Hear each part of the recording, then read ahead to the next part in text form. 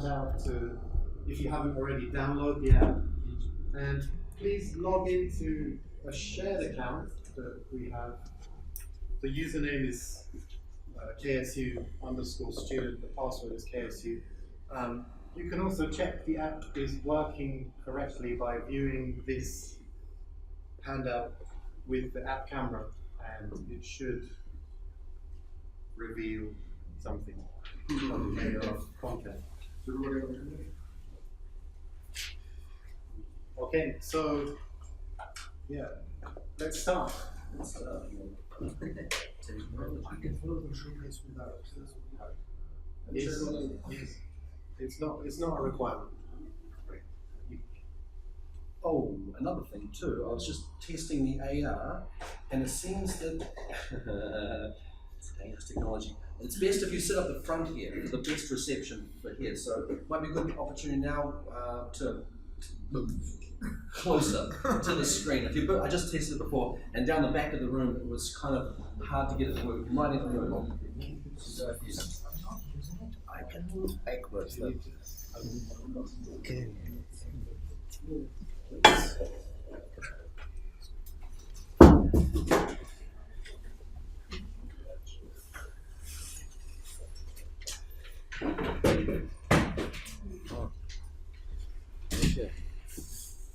Groovy.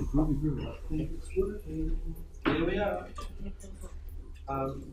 Sorry, just to clarify as well, when there is AR content to view on the presentation, there will be a mark on the screen, this AR icon, but I'll also give you some notice as well. So, yeah, let's start. I'm Sam Taylor. And I am Adam Stone. Thank you very much for coming. We're both based at Kyushu Sango University, which is in Fukuoka, in Kyushu, southwest Japan. And today we're going to talk about some of our research on smartphone augmented reality for listening and speaking. Thank you. This is the outline of today's session. We'll start with an introduction. We'll talk about some advantages of AR for language learning. We'll then talk about our own research and show you, and also let you play some games, an AR conversation jigsaw game which we've developed, which our students actually developed in projects. And then we'll do a workshop, so we'll actually try and make a simplified version of this game using HP Reveal, and then we'll finish with any questions or comments. So hopefully it's all going to work.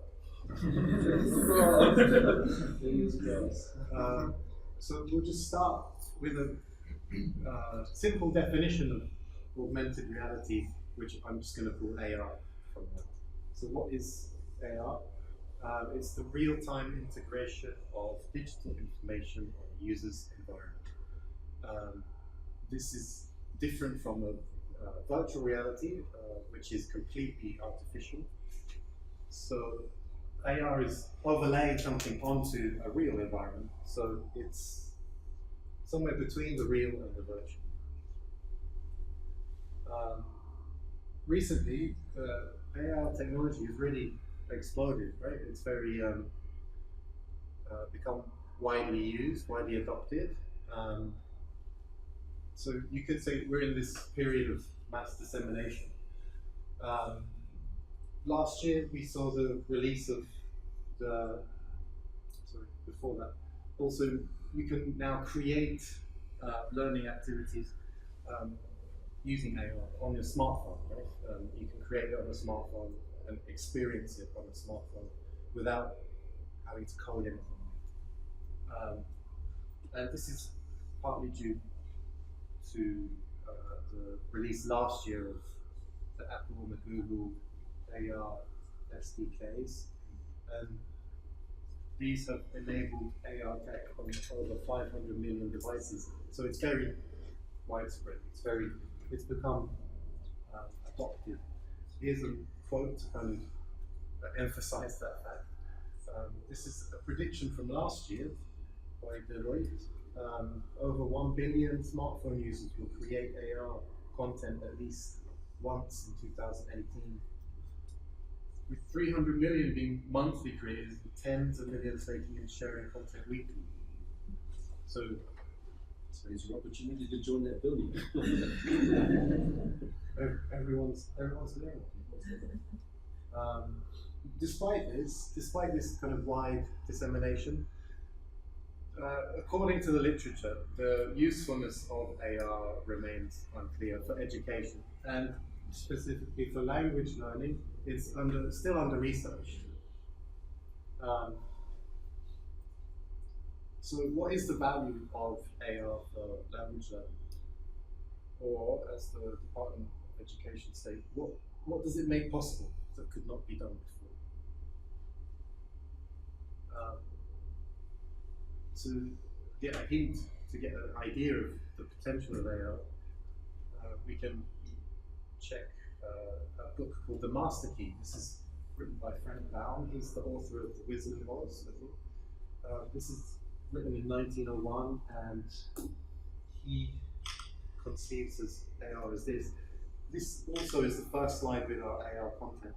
So if you'd like to try and see if it works, use the HP Reveal camera app. So according to Baum in this book, AR consists of a pair of spectacles.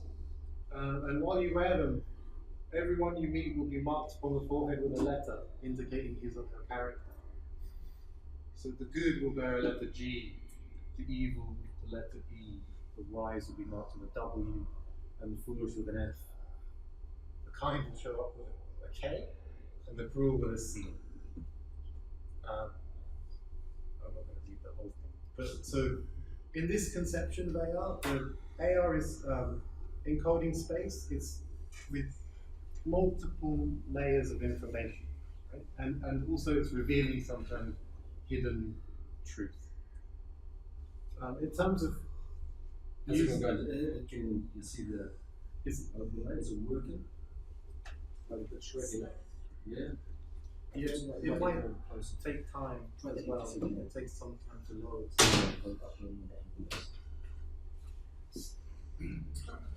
So we can also test it on this piece of paper. And this is straight over. In terms of like AR for language learning, this ability to layer content or to create multiple streams of information is useful because you can achieve what is termed sorry, I'm going to change. This has some new AR content. See if this one works. So yeah, layering content, you can achieve the simultaneous alignment of representations. For example, you can overlay a spoken depiction of something directly on top of a written depiction of something, or a visual depiction of something. So you can view both modes in the same place at the same time. As you can see on the video, the overlay. A second. Yes. So that's A second advantage of AR includes the ability to physically manipulate video or audio. So as in the video, there's a video that's been overlaid onto a card, which you can then move around and, for example, position in a sequence or a reconstruction activity. So these two things are adding something which could be done before. And potentially these aid learning by reducing the cognitive load required to direct attention.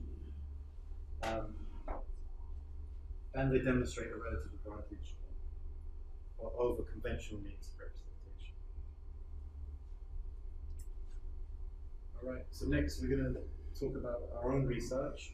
We've been using HP Reveal to experiment with AR materials, and we've shown that it can be used with a relatively low degree of complexity to develop learning materials that have these two features, like the ability to layer modes of information and also to be able to move that around and reposition. Our own context is low motivation students. They're around set for A2 proficiency level, and they're in compulsory classes. So in that context, we've also shown that they have a generally positive experience to using AR. So that's another aspect of AR that we wanted to harness, this kind of positive experience, by using AR in multimedia projects. So this is what we're currently involved in. We are requiring students to actually develop AR materials and then use them. To develop and create and use materials.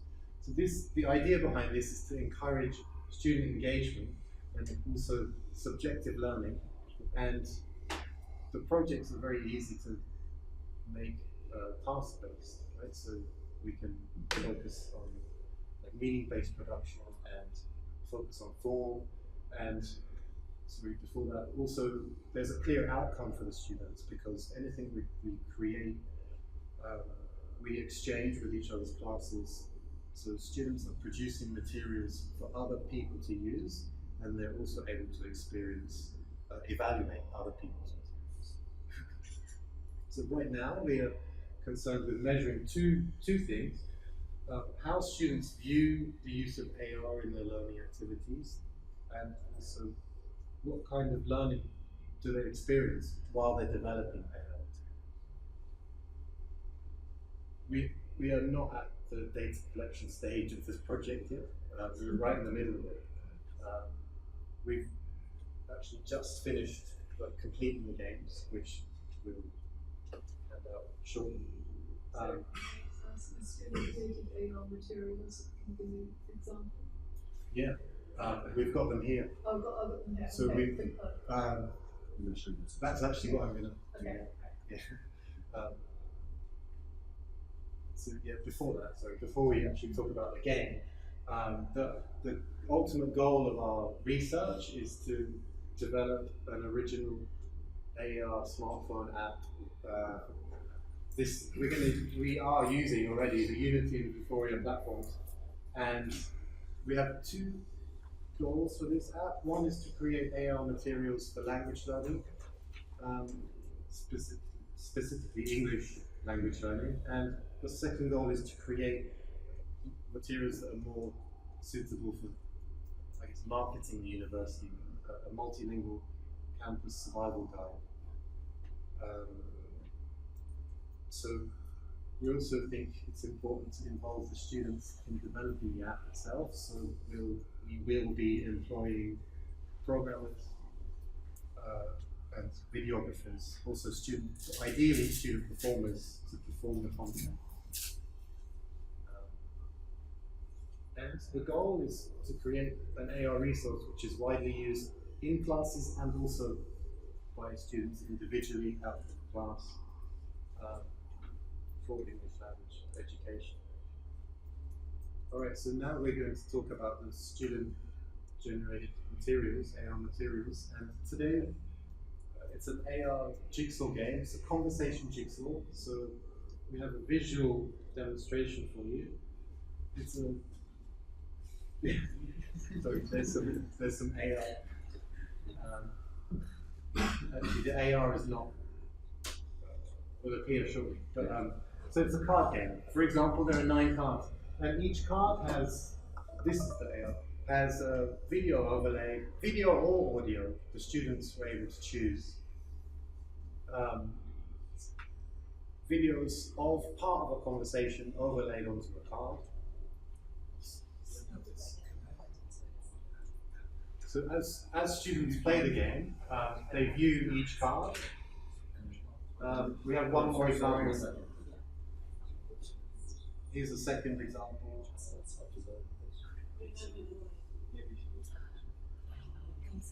Yeah.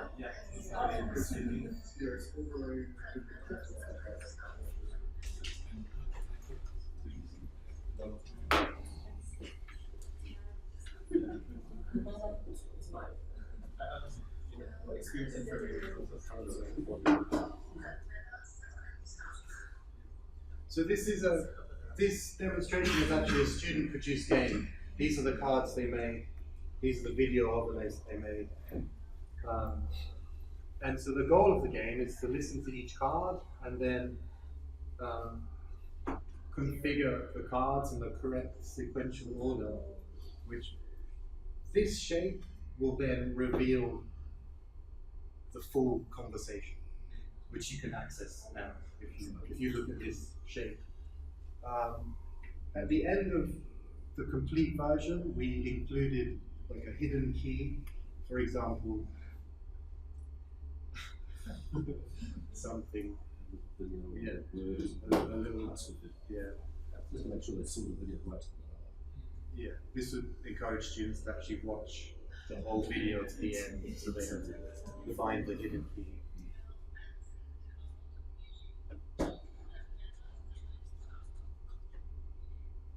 Okay, I'm gonna change this. So we have some pictures of them playing the games and evaluating the games. You can see that the design encourages collaboration. Usually you have one student using the app, one student writing, another two moving cards. It practices listening skills. It also has a natural focus on conversational turn taking, and it's a great way to, for example, review or teach conversation strategies, which we did with our project.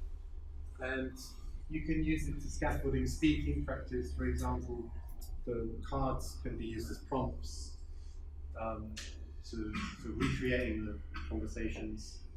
Some of the games used pictures that matched the meaning of the conversation, and other groups chose to deliberately use pictures that didn't show the meaning to make it more difficult.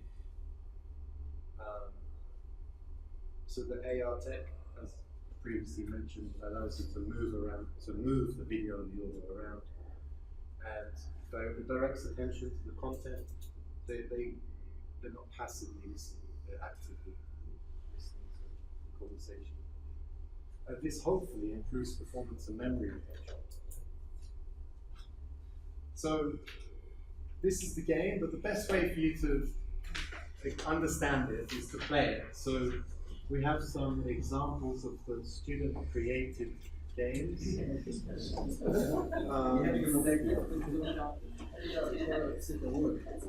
Okay.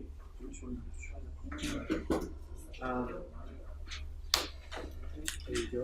So please work together with some people around you, and as you can see, each game required the students to produce a package and also instructions and also some hints. If it's difficult, there's a conversation script in there, and there's also a diagram of the complete shape of the card. But try and do it again and see if you can make the conversation and access the hidden key.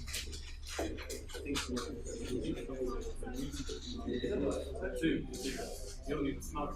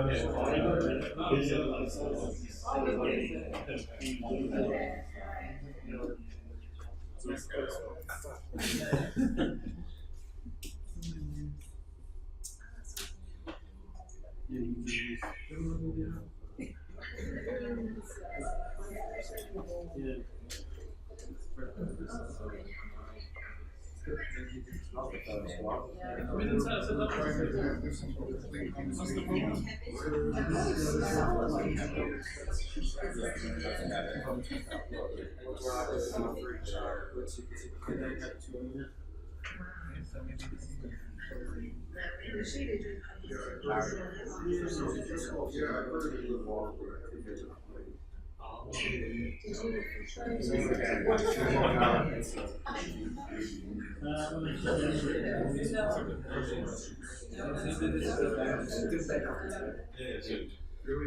do you make it play 2 times? You take your camera off to the side and then come back to it. Is she doing both sides of the conversation? I'll take it.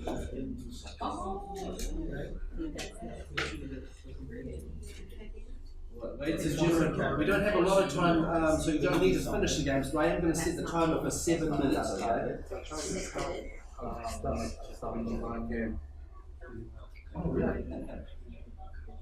He's the key to everything. So the better you fit the shape of it.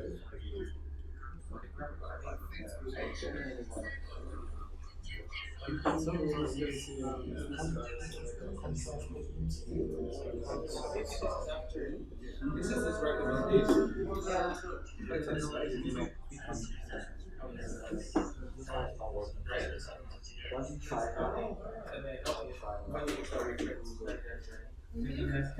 Something here. Okay. Maybe this We want to challenge ourselves. We want to get good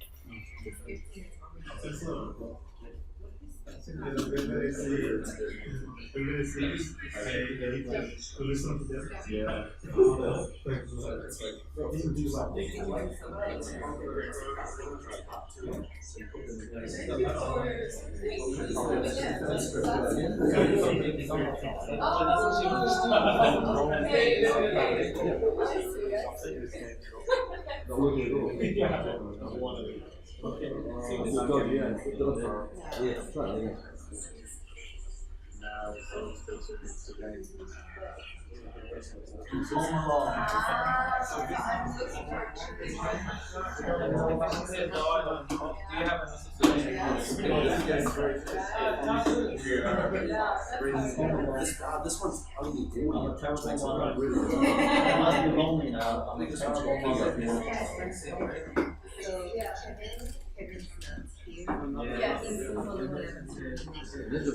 audio.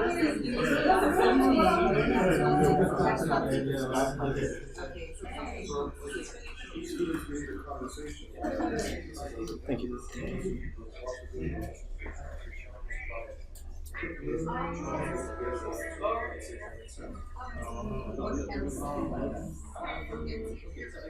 Make this.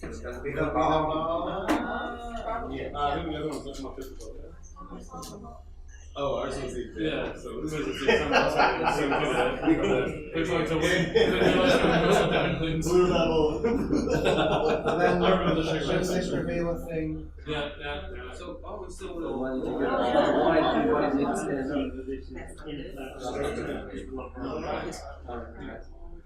Have you ever seen your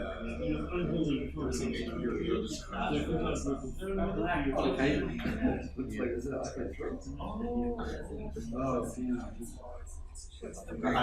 I did.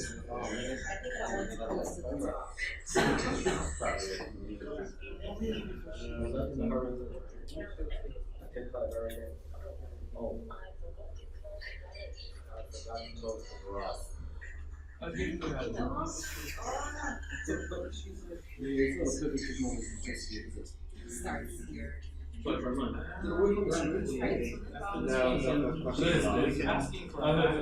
we push these together.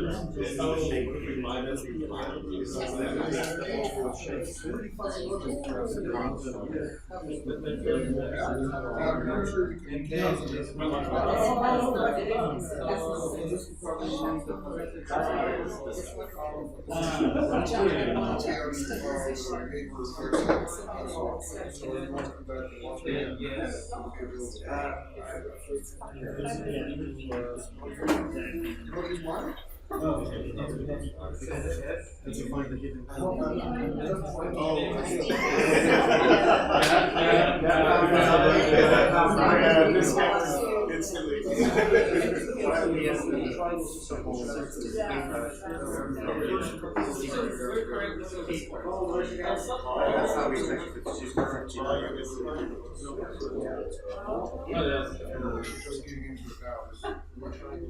That seems He said thank you. Yeah.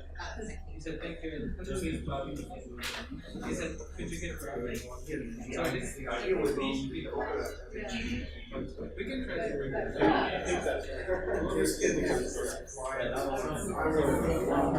If you look at the total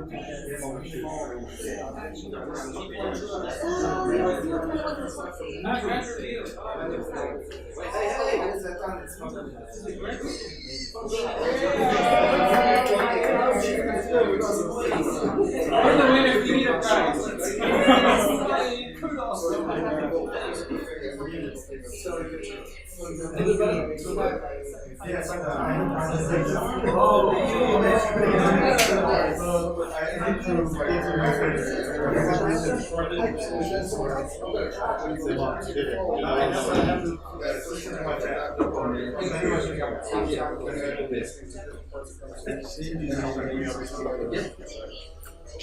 All right, okay. Ladies and gentlemen, boys and girls, I'm so sorry, but that's all the time we've got in this activity because we've got lots more we want to do.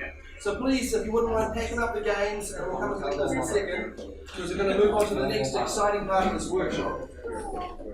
So today's workshop, for the remaining time, we're going to go deep. We're going to try and attempt something that has never been attempted before in the history of the universe, as far as we know. Who knows? So in today's workshop, we're going to be creating a simple version of this jigsaw puzzle game, okay? So just to clarify, to be clear, making AR materials, you need two very important things. You need the overlays, and this is the content, and this can take the form of a video, or an audio, or even a 3D CGI model. The other very important element is the trigger, and that is the little cards that launch the video, okay? And these triggers traditionally are two-dimensional images or surfaces, okay? There are other triggers, but that's what we'll talk about today. So for today's jigsaw activity, game that we're going to make, we need some content, and we've decided it for you. The content is going to be a joke, a riddle, a general knowledge. This will take the form of a question and answer, okay? Or, if you like, it could be a proverb, a saying, an expression, or a fun fact.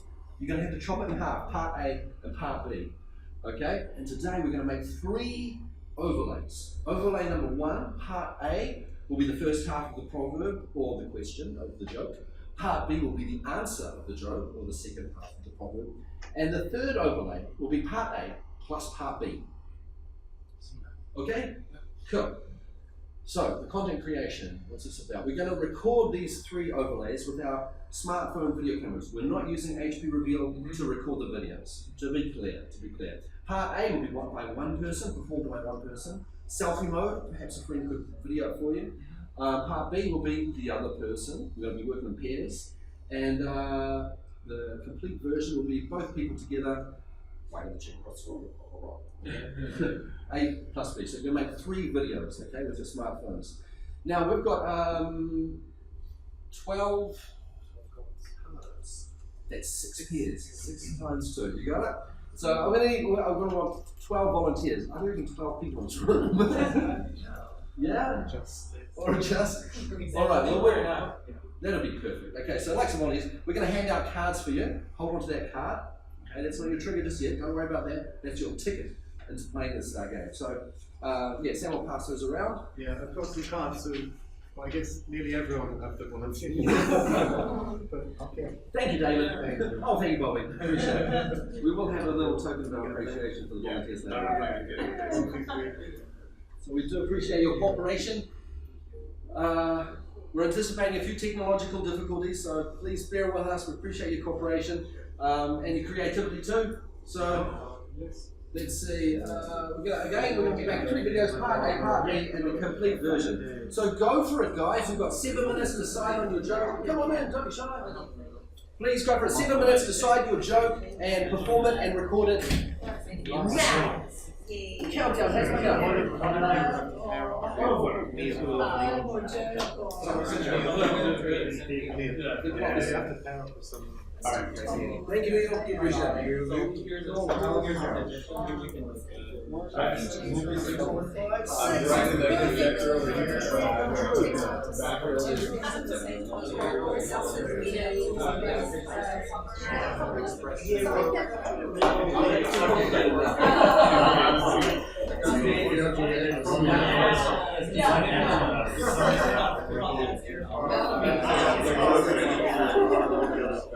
It's a mystery.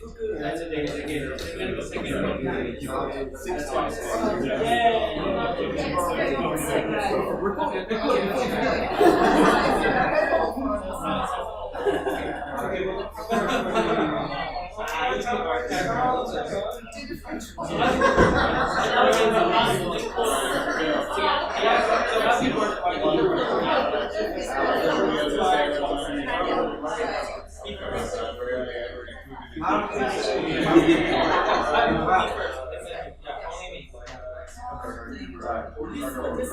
Yesterday is history.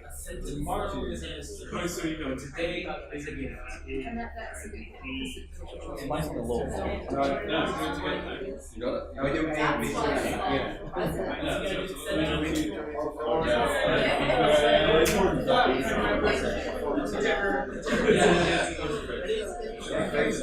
So we play this. We want to use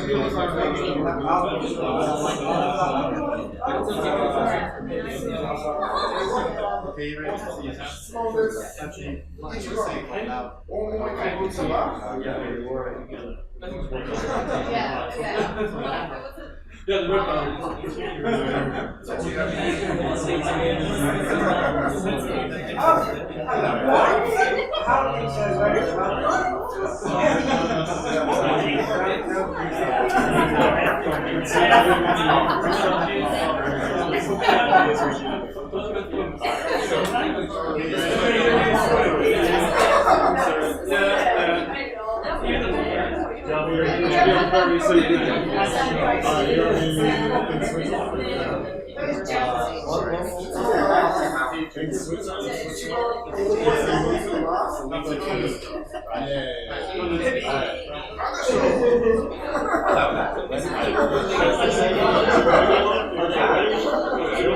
In Switzerland, it's legal to.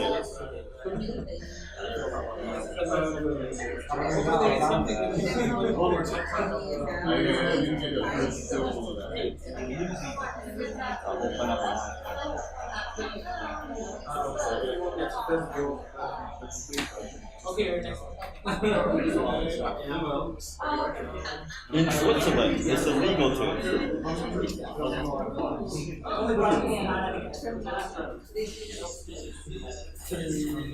Perfect. All right. You guys recorded? I think this thing's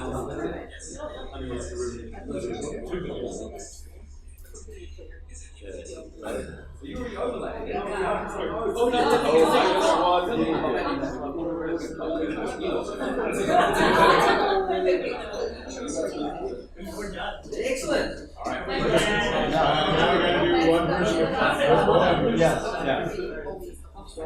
Are you okay? Yeah, we need someone A third man, a cameraman. Here I am.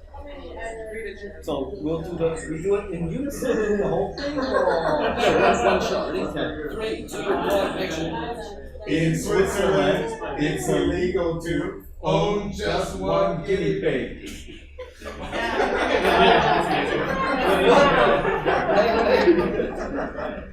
Hey, so I hope your phone's right to upload there. It should be. Do I have to upload it to HP? You're using HP. I have to email it to you. What's your Airdrop it. airdrop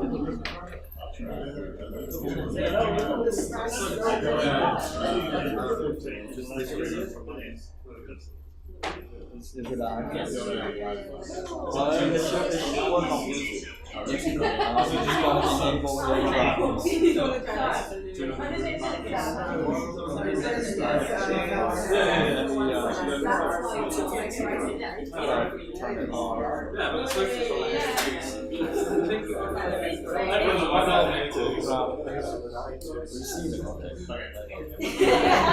Layering. Next step. You know what to do. Let's come and right. If you know how to know what to do, then you can do it. I'll just go through. Here it comes. Here it comes.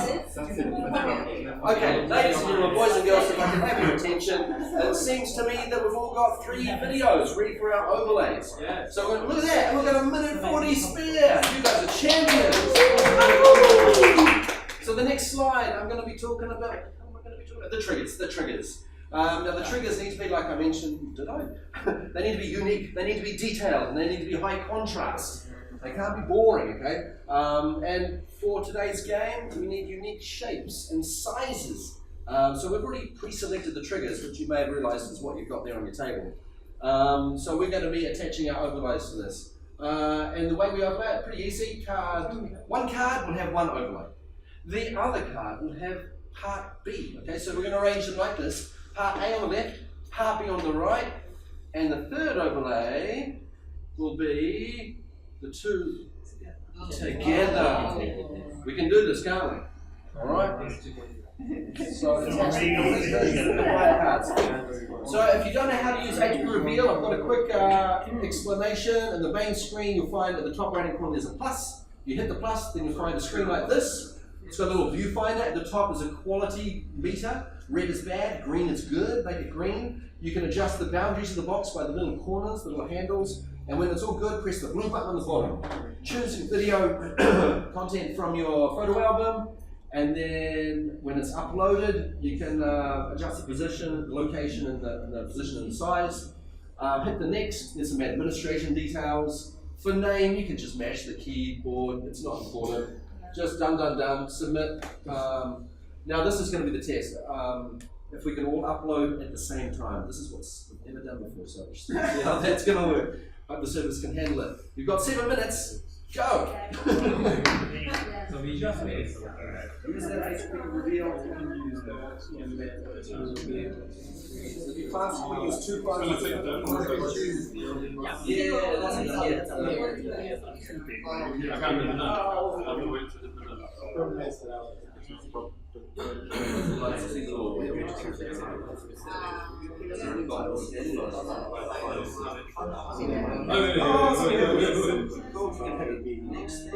submit.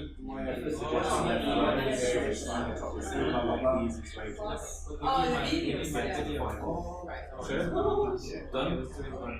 Yeah. Done? Yeah, he wasn't there. It wasn't here to do This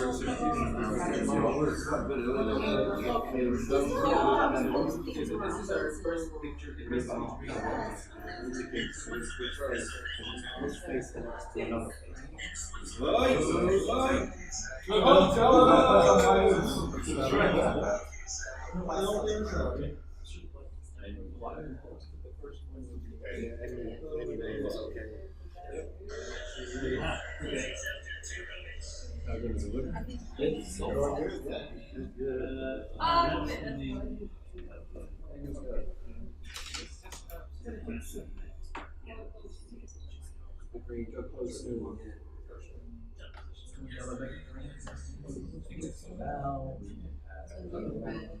Oh, there we go. Oh, it's just. Click it on the green, click it on the green. I wonder if it needs some more light or something. You've got a phone torch there?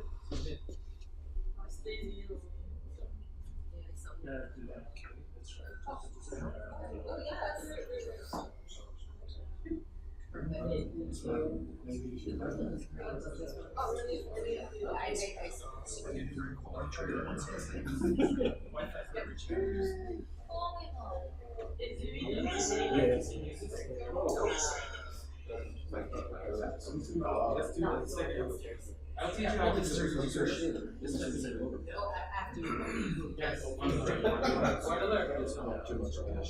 No, my. Let's go.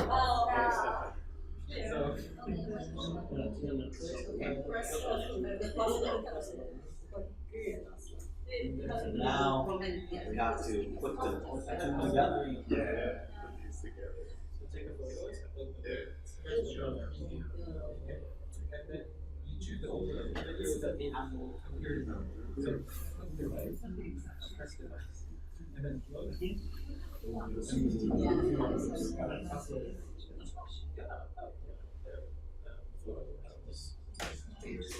then choose. This is the sort of feature. Yes, but it's still going. And then name the target.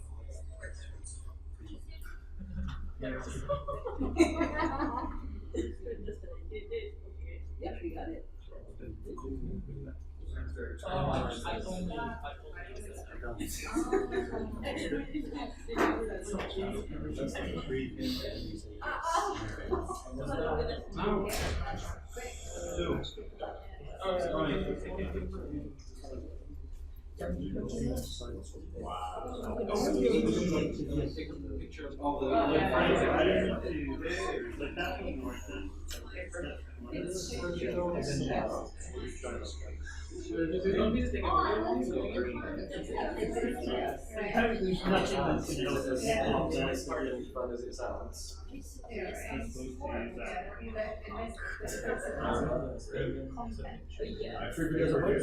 Now we're doing the last one now.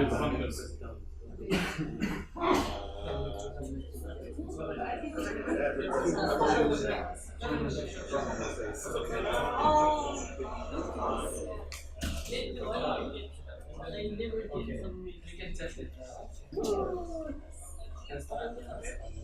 What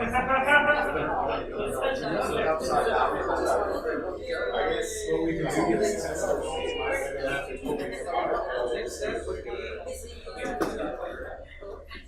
Maybe I think we'll go to we just go to the default mode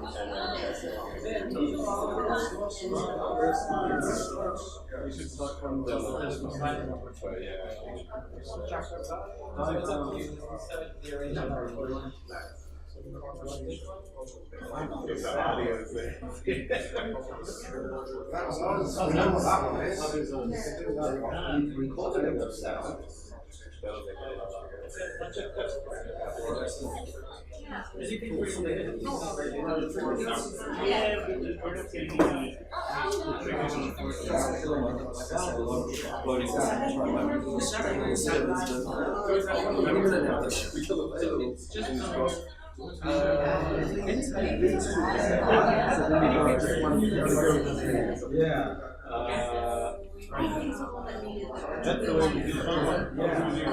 When you go back to Two portraits. It works quite a bit. maybe you can show them.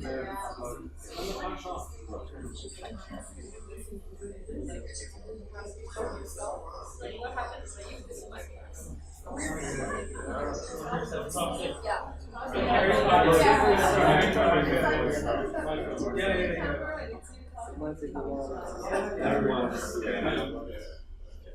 Something happened about sound. Technical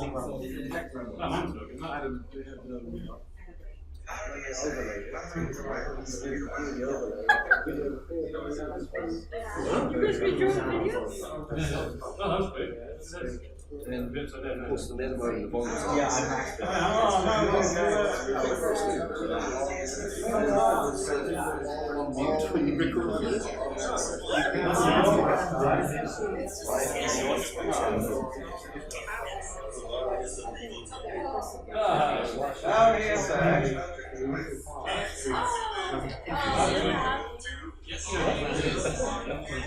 No, yeah. Did you eat chocolate? Like, watching everybody else.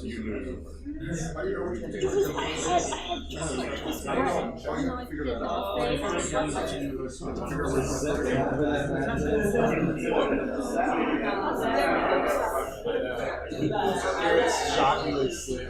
It got something.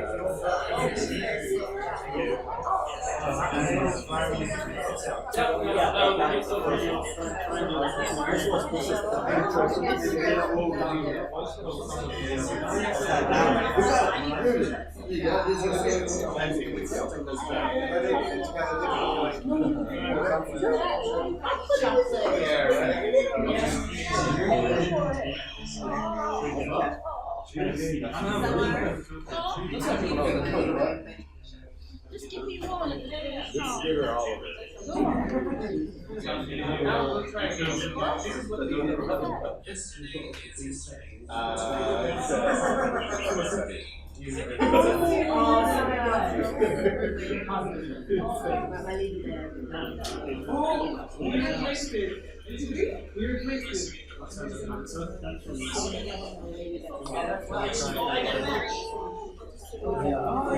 No, this is from our creation. So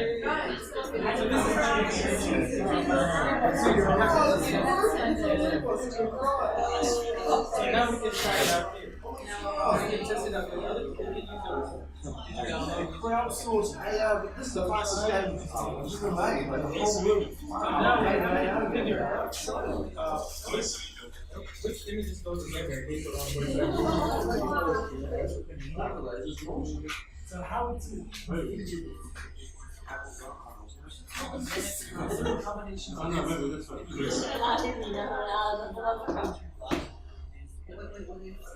It's only so many combinations of shapes, right?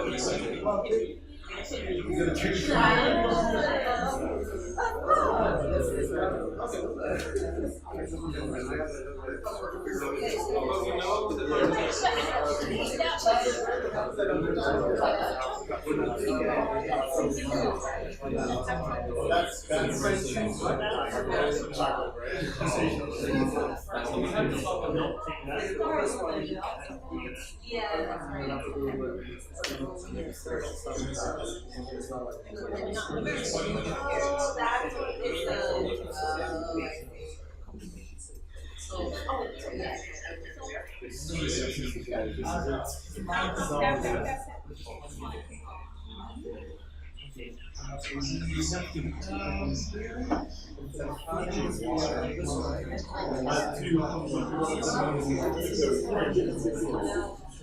how do you stay able to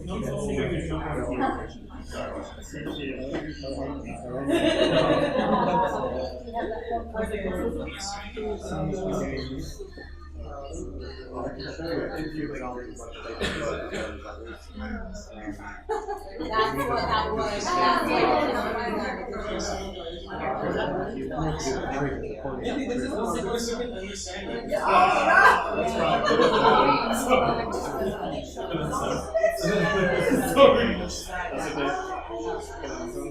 And then we've never made one like this instantly. It has to update the app.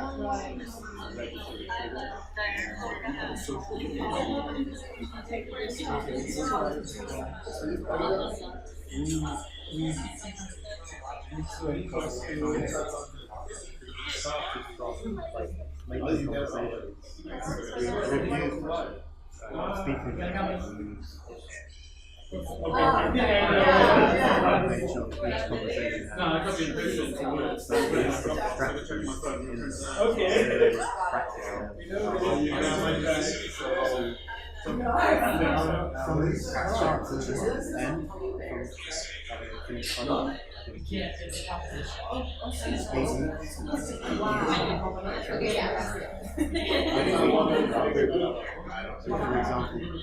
example, is 2 on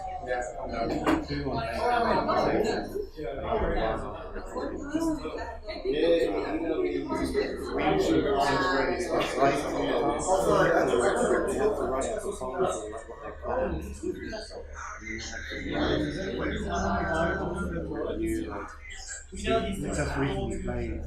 These are your cards, right? Use the other cards. So we kind of. And if you just want to make the game, It's just finding one. again, this is student We got can one. reduce videos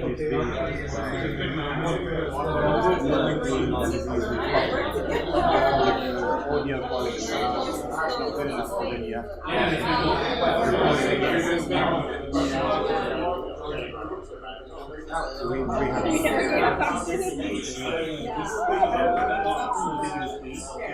when you upload it, it's done in 5 size. So the longer it reduce the quality of it. If it's a video, you just end up with a poor resolution.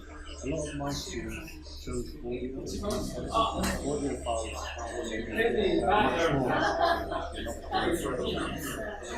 Maybe they're not. quite like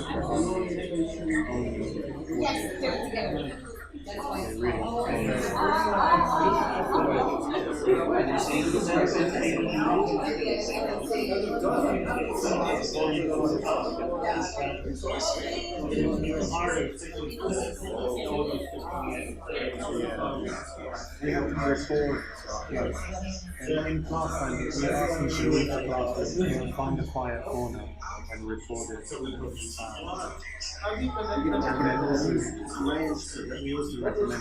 they want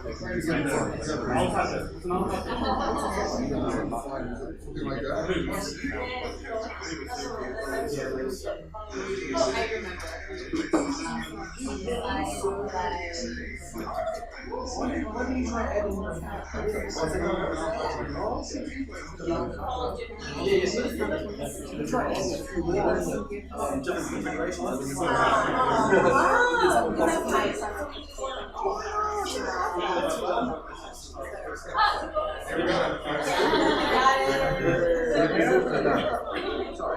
can use not all reading, so all listening. We have a picture of teaching on the wall. When they view these pictures, you hear the teacher's voice talking about their conversation.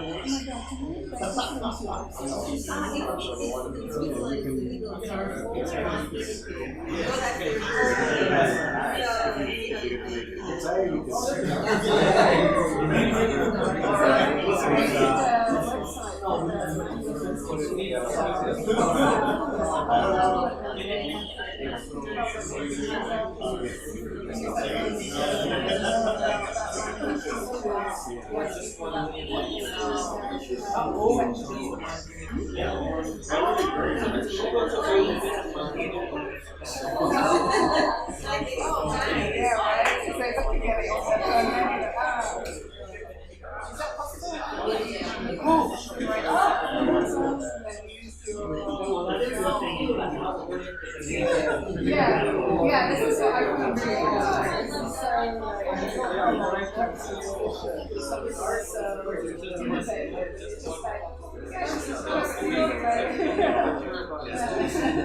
That's the thing, like, there's always that layer. It's not on the phone because if you're looking at a website, you can't layer it. You can layer it onto that, but then you need another phone to see that layer. So what we found, like the wall readers idea, like you can see a picture of the person and hear their voice. It's just a way of making these. One, you can put audio on images.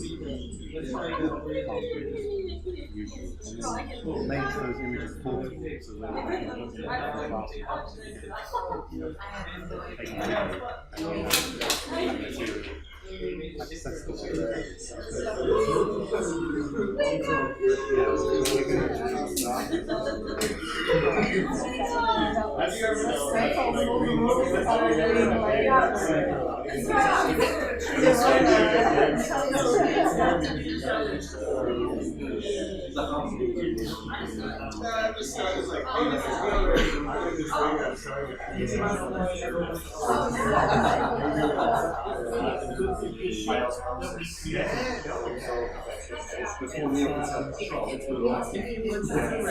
Alright, ladies and gentlemen, boys and girls, if I can have your attention, please.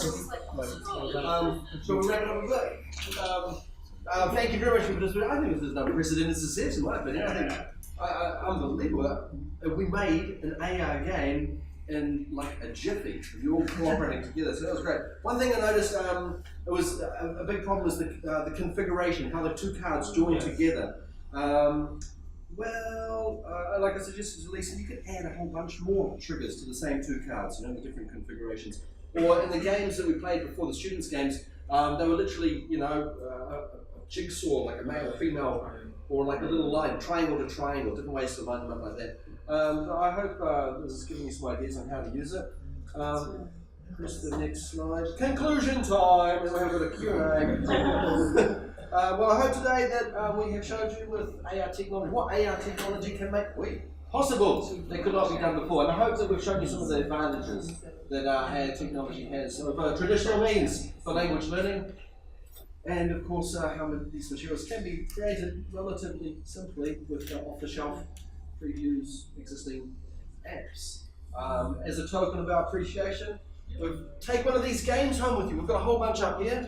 I think we made 22, so that's enough for everybody here, I think. Thank you very much for your cooperation. Questions, queries, comments, or theories?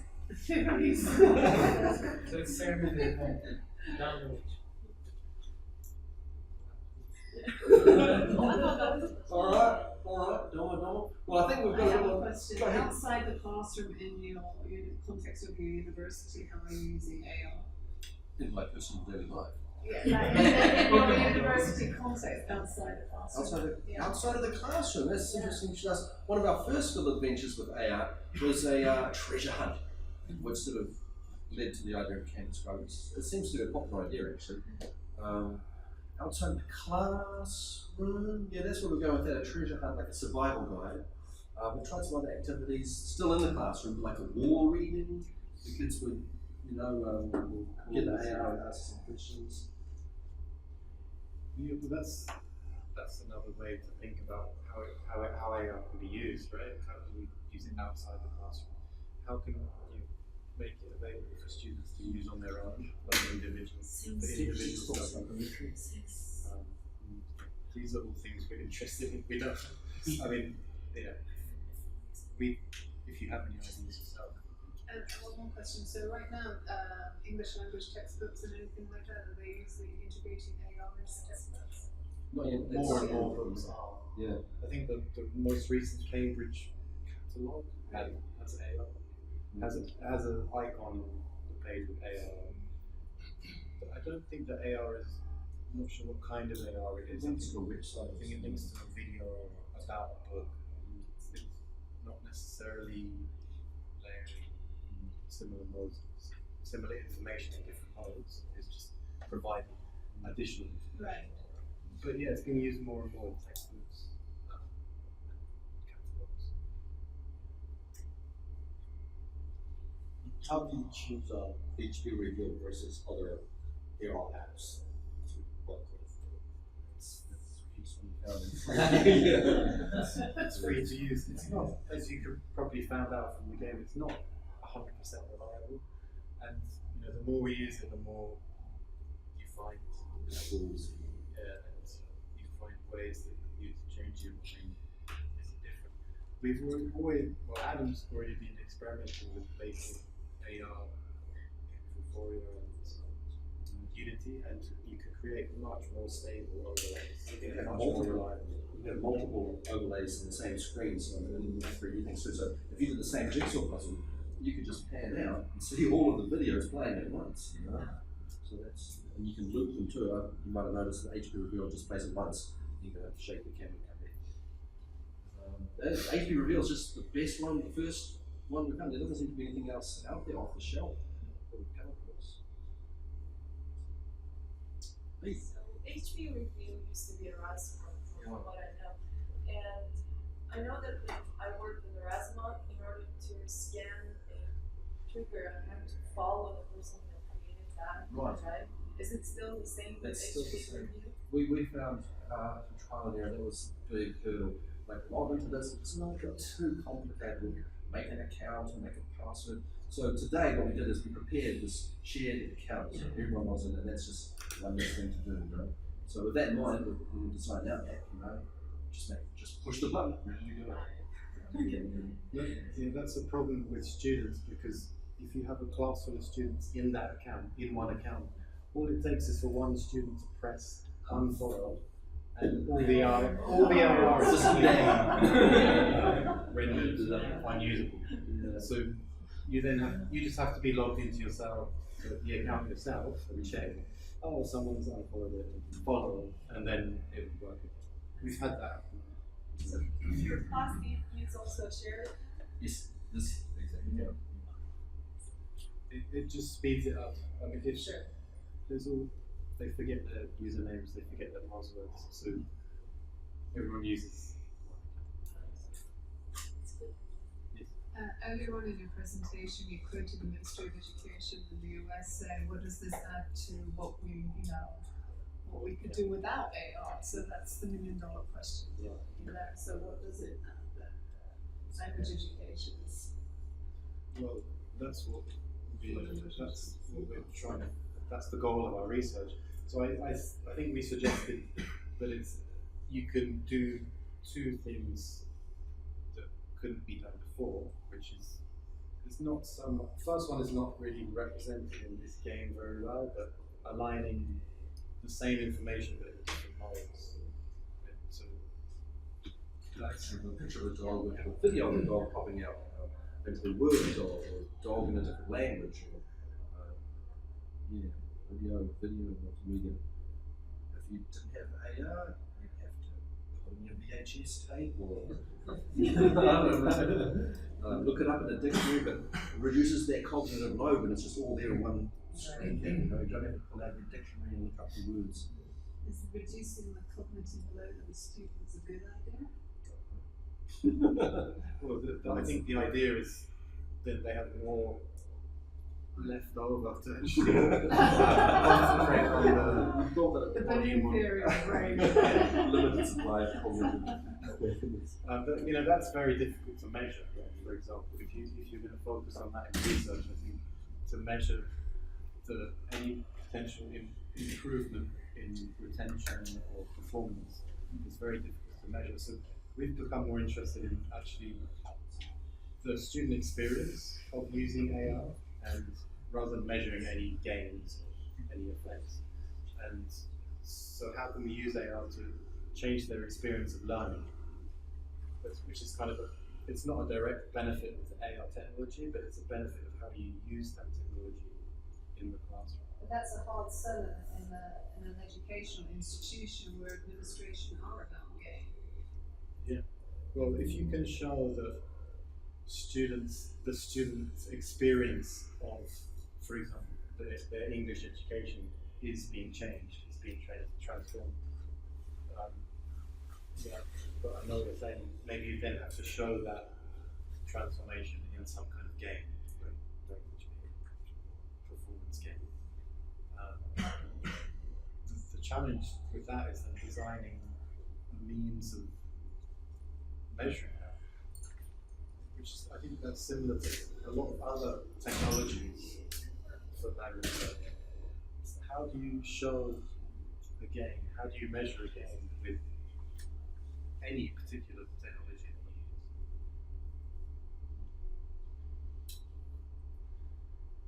you use? If there's nothing else, I think we might have some illustrative stuff later here. I'm going to pass up these guys now. Thank you very much for your participation today.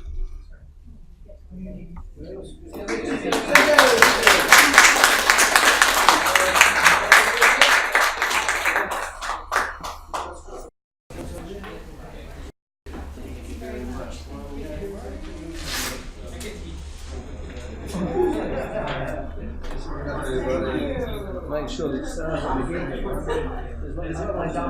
got one? You got one? One each? Really? Yeah. That's fun stuff, right? So we have roughly 30 minutes left, 25 minutes left, and we wanted to do some housekeeping stuff, but we have a little more time than I thought. So if it's okay with you, I'm going to take about 10 minutes to introduce a project that I've started recently using augmented reality at the university that I'm working at. This project is now in its third iteration, its third year in progress. It's called the Before I Graduate project, and I'm using an application that I've developed using the same platform that these guys are starting to develop one, using the Unity and Euphoria SDK platforms. And what it is a set of playing cards. Let me find. Sorry.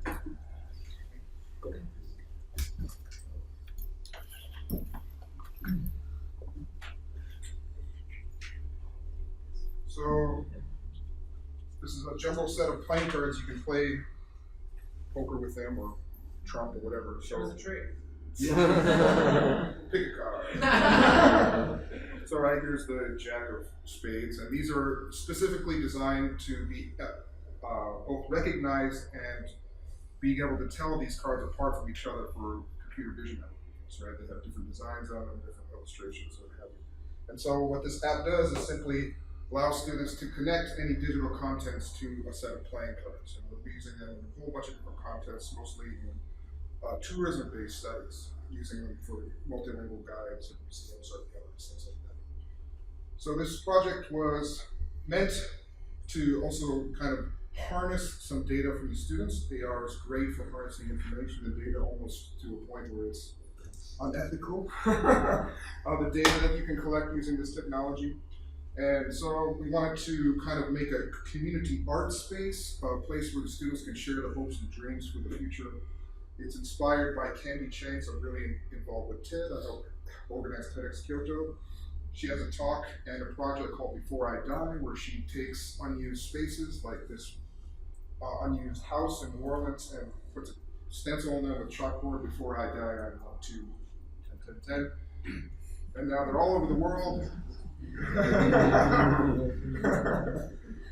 They're all over the world, so, and she says we need to help us live our life. We should talk a little bit about death. And so this board, let's just let a conversation, a public conversation of an unused space become a constructive one. So I took this idea as inspiration and created a set of steps for students. They thought of a goal to do before they graduate. They wrote an essay, they produced a video, and they wrote a message on a wall to relate to that, their essay or their dream or their wish, right? They took a picture of it. They uploaded it all to me through this app, and here's our beautiful wall, which is just made of paper, and they were able to stick sticker versions of the cards that were available on the side here, and they just slapped it next to their message. So if you're walking by this wall and you want to say, oh, that's an interesting goal, I have the same kind of thing in mind, put your app up to it, and you can see that student's video message of the person who wish. And the app, in the next version, I'm making a kind of reply to kind of thing. So if you find someone that you want to connect with, you can be able to do that through the app as well. Where's this wall located? Wall's gone now. Where was it located? The wall is gone now. But the beautiful thing about it, I had to tear it down twice because we had tests. We had center scan, which you're not allowed to have anything up on the walls during that time. So I had to rip it down once and put it back up. But that's one of the beauties of this technology is that content, that digital content, was all still intact. So all I had to do was slap up some stickers again, and it was still intact. And this wall is long gone now, but I've taken all their essays, all their videos, and produced a book which you buy on Amazon. So the students that want to keep that keepsake, they can go on Amazon and buy it at cost, and they can see all their fellow students' wishes and dreams. So let's see what that might look like if you walked up to the wall, right? So if you load up the app and you just walk up to the wall, you can start seeing different video messages of the students and hear the audio of their wishes and dreams. So this is like video taken through my phone, right? So my hope and wish is that students fulfill their hopes and wishes, right? So, and you can pull that video out and look at it in full screen. You can do a couple other things with that as well.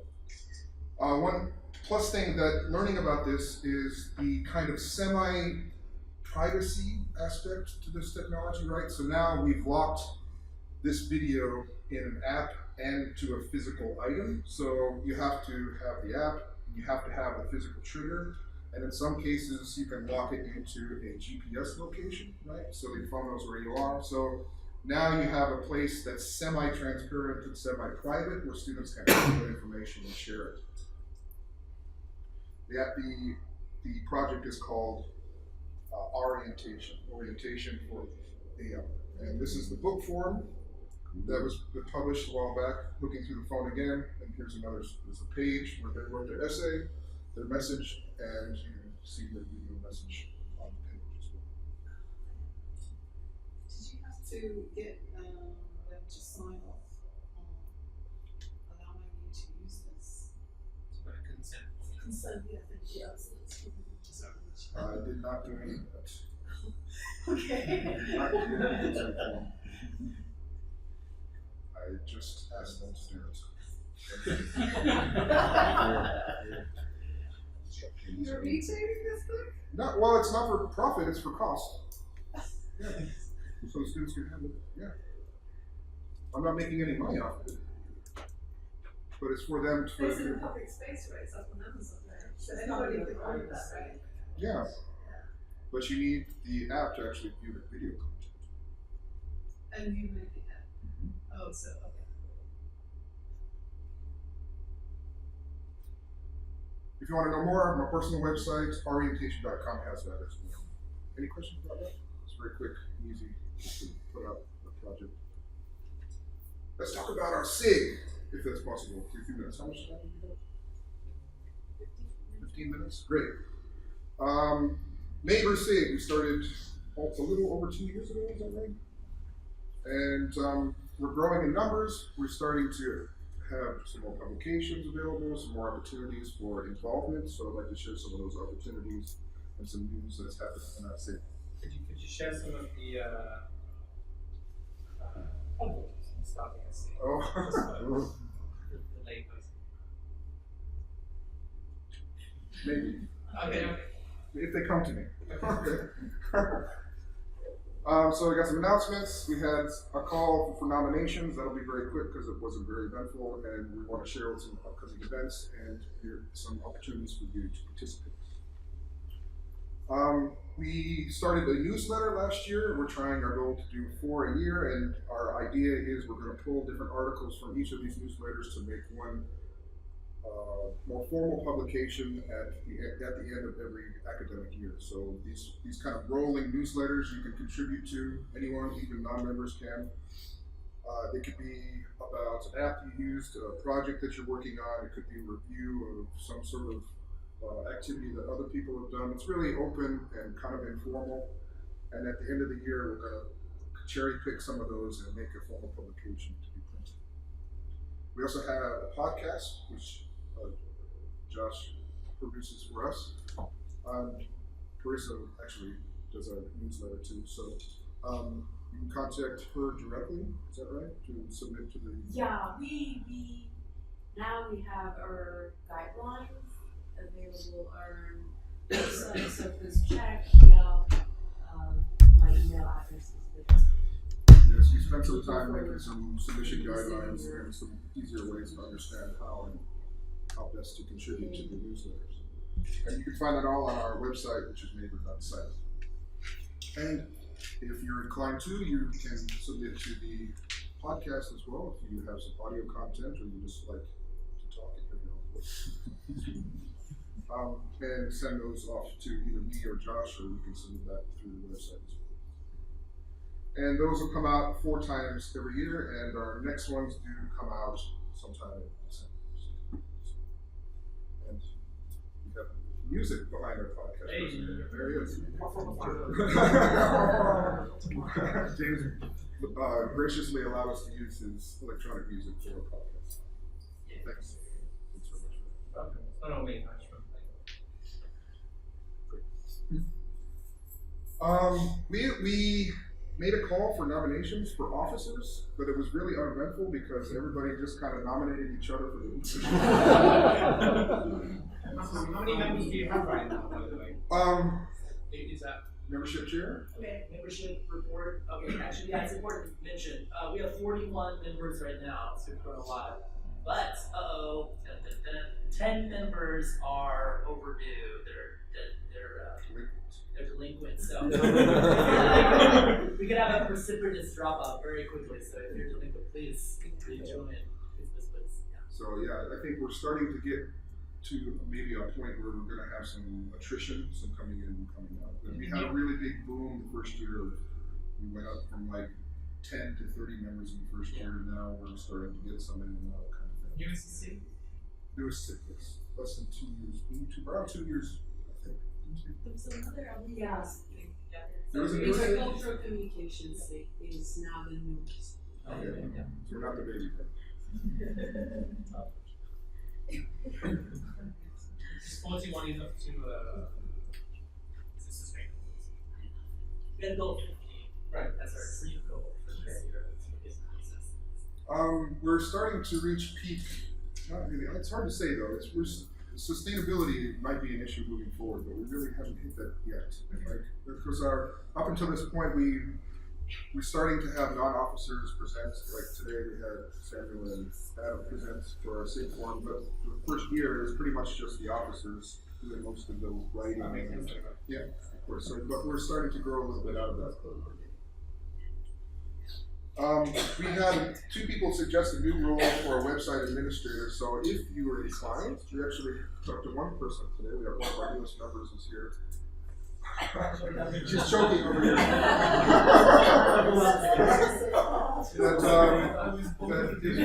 that might be interested in doing that. So, but if you have an interest in web design or illustration or any of that stuff, your services would be very much appreciated if you want to step forward for that as well. Since this was very straightforward, and I think, how many of you in the room are members? Is most of us members? Can I just make this very quick and simple and try to ratify this for our next academic year? See a show of hands. If you approve of this continuing as it is, as a membership, can I see a raise of hands if you approve of this? Okay. Again, if you want, we'll have a rolling. We had nominations call about 2 months ago. Is that we put it out on our all of our outlets, social media, on emails, and on our forum and on the website. So hopefully you didn't miss out on that call. We'll try our best to incorporate that. Okay.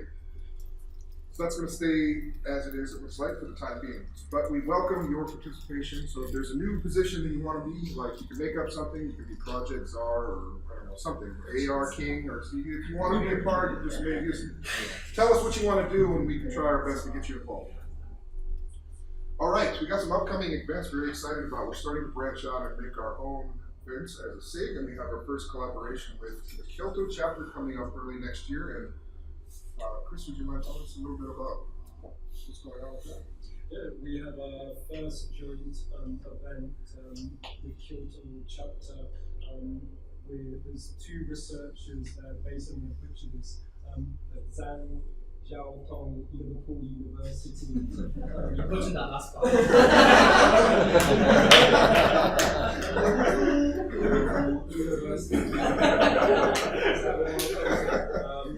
So yeah, we're very happy that it's a joint event because I think one of our goals with the SIG is we want to collaborate with other SIGs and other chapters.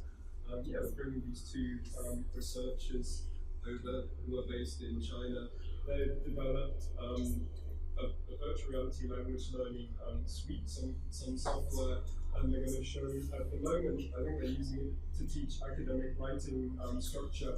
And this is going to be a 2-hour workshop hosted at CUFS, Kyoto University of Foreign Studies, on the 12th of January, Saturday. 9:45 kickoff registration. I think there's going to be a pre-registration form available on our website and on our social media outlets. They're going to talk about the lab that they've created, how they used it, but also the development process. I think one of the goals for this workshop is to encourage collaboration and research. And a big part of it is going to be explaining how they created their program. So please come. It's free, but there's limited space, so I think it's first come, first serve. Is that? Yeah, it's 20 because of because it's a workshop and it's quite hands-on and they're bringing equipment. It's limited to 25 people, I think. So yeah, there'll be free registration, and then we'll just kill the form when it gets to 25 people. And afterwards, we'll probably do some lunch, and in the afternoon, we have the building rented for the entire day. This is where I'm based at Computers and Forward Studies. I have a ton of equipment, and everyone's going to bring their toys, and we're going to have some informal playtime, demo time to show off our projects to each other, hopefully. So if you're inclined to come and play around with some of the new projects that we're working with, there'll be some good hands-on time for that as well. And kind of optional for after in the afternoon.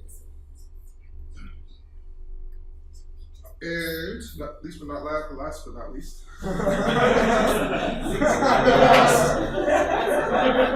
Anyway, we have a couple of other presenters. We had Carissa. She gave a workshop yesterday that was wonderful, and that's already put up on YouTube. You can watch that if you missed it. There's some stuff on social media as well. This will also go up on YouTube. I've been recording most of the sessions. Right after this, Josh and Chris are doing, they're showing off their research into using VR for anxiety reduction. It's just like pre-study abroad stuff that they're working on. That's very interesting. So I invite you all, we're all just going to kind of move over to room 3, which is 2 doors down right after this happens, to continue our conversation right over there with that. And we have an invited speaker from our city. She's smirking at that. And that is tomorrow in the afternoon.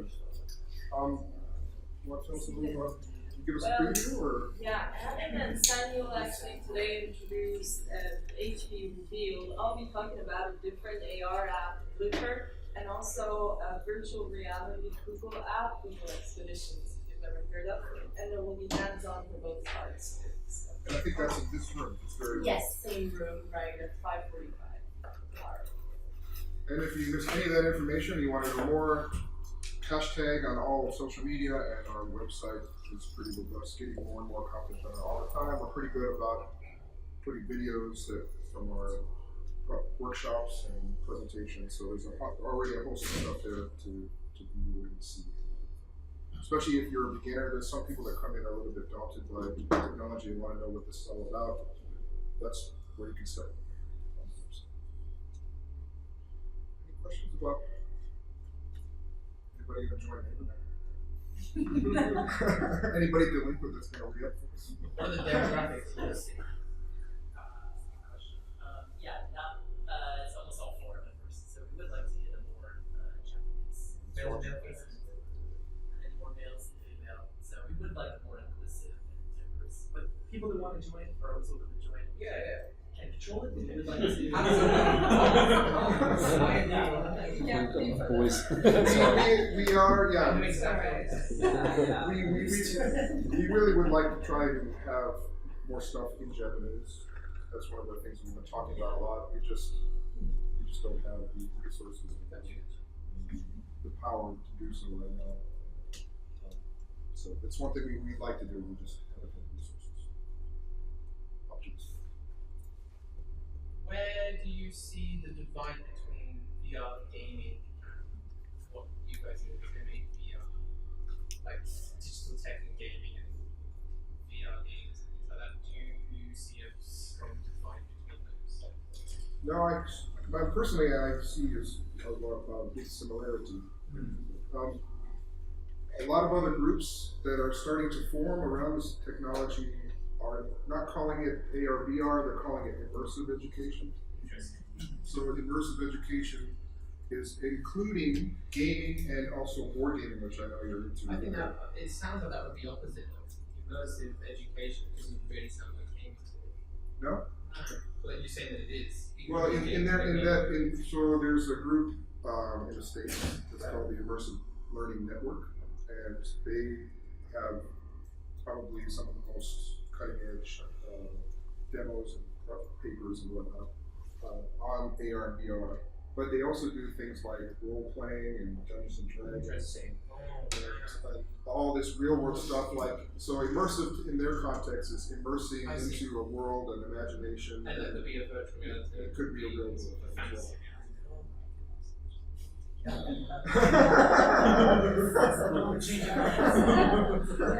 So now if we move in that direction, you might consider joining our.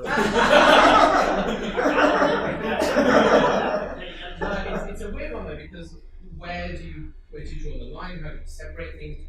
It's a tricky one. We often get that. It's all about having fluidity.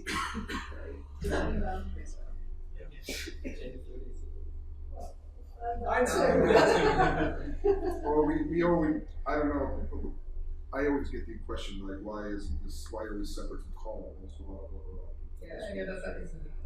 Yeah, What are you saying? Yeah. All the hard questions. Yeah. Well, the simplest reason is we want it to be separate and have a little freedom and do these things that we want to do. Could you not do that with the call? Yeah. Maybe. I'm sorry. Yeah. But there is the case use, the way that it's used is a real departure from the media that we use in PC labs and the constructed, even mobile learning. So the way that media is being presented and used and consumed is more ubiquitous in this state, it's more immersive, and the way design input that's going into it, there's a lot of other concepts involved. So like we went from media consumption, which call used to be, right, using video, and then the computer realm, and then mobile, and then we're seeing another step. So like, just like when you talk about evolution, like there's from one step to the other sometimes might be fuzzy from one person to the other in family lineage, but there is some place you can always point to saying there's a break. Sorry, I think that the idea of call being just a normalized technology now, it's almost like call as it is in the 21st century. It's kind of like book, BALL, because if you think about 50 years ago, it would be like, oh, books, new tech, let's explore the affordances of this. And now call is like, it's like book, computers and books, it's a normalized technology now. So I guess you're saying that this is a step beyond that, a normalized technology. So at one point, yeah, there was I think at one of the EBMs there was a media SIG before call, and then that somehow call was made and then that kind of got put into call. So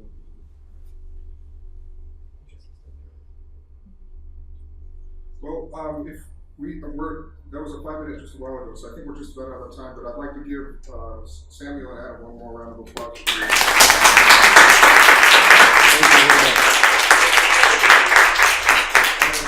Thanks again for joining us, and we hopefully see you in just a few minutes right down the hall. Yeah. And enjoy the evening, guys. Thanks. Thank you. Thanks. Sorry for bringing you.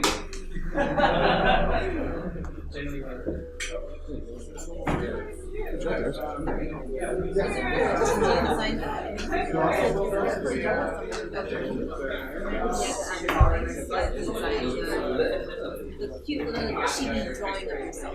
Oh, the illustration. No, I didn't do the illustration. Somebody did that for me. Because I made a English language textbook. Yeah. I'm really curious. I don't know this website from a long time before. Yeah. I looked at it.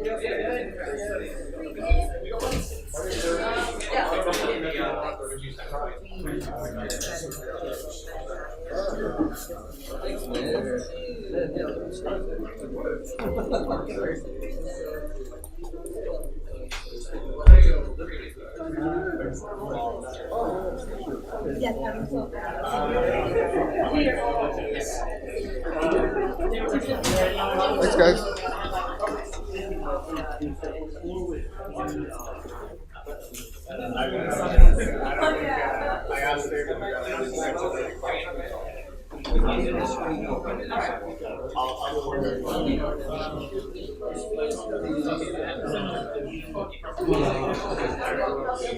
I